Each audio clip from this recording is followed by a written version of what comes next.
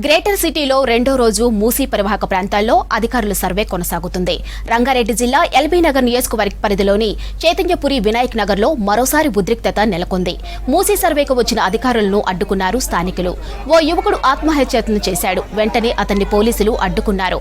Survey చేయొద్దు, తమ ఇండ్లు కూల్చొద్దని ఆగ్రహం వ్యక్తం చేశారు స్థానికులు. ఇక తమకు అన్ని రకాల రిజిస్ట్రేషన్లు ఉన్నాయని అంటున్నారు. ఇండ్లకు కరెంట్, వాటర్ సప్లై కూడా ఉందని చెబుతున్నారు. ఎన్నో ఏళ్లుగా ఇక్కడే ఉంటున్నామని, ఇప్పుడు వచ్చి తమ ఇండ్లు కూలుస్తామంటే ఊరుకునేది లేదని హెచ్చరించారు.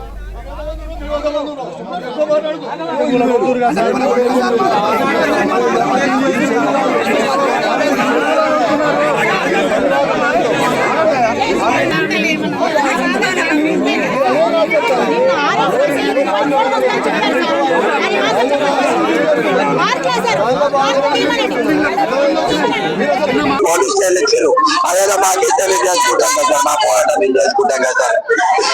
ఒక్కొక్క రూపాయి పోగేస్తారు కానీ కూడా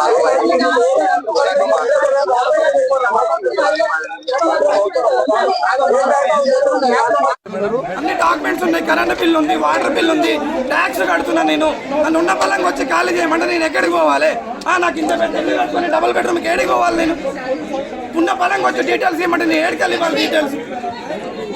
సార్ డీటెయిల్స్ ఇస్తాను, నాకు గ్యారంటీ ఇస్తారా నా ఇల్లు కూలిపోదని? నా ఇల్లు కూలిపోవడానికి గ్యారంటీ ఇస్తారా? మమ్మల్ని ఇట్లా అనుకుంటే నేను నాట్ విల్లింగ్ అని రాసేస్తా. నా దగ్గర హౌస్ టు హౌస్ డేటా ఉంది. వాళ్ళ ఇంటి వైజ్ నేను పక్కన నాట్ విల్లింగ్ అనే రాయాలి. నాకు కండక్ట్ చేయడం అయితే మేడం మీకు కడప తలకాయ నమస్కారం పెడతాం. మీకు కాలం కూడా కానీ వాళ్ళ కుటుంబాల పుట్టాలు కొట్టుకుని వాళ్ళ పిల్లలు చేయొచ్చు. గవర్నమెంట్ మంచి ఉద్దేశంతో పాప ఏడుస్తున్నారమ్మా,